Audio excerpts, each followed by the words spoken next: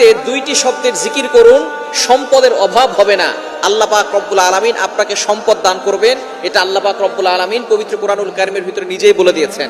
সুতরাং আমরা অনেকেই অভাবের ভিতরে আছি, অনেকেই কষ্টের ভিতরে আছি, অনেকেই দুঃখ কষ্টের ভিতরে জর্জরিত, অনেকে ঋণের বোঝা নিয়ে দুশ্চিন্তার ভিতরে আছেন, টেনশনের ভিতরে আছেন।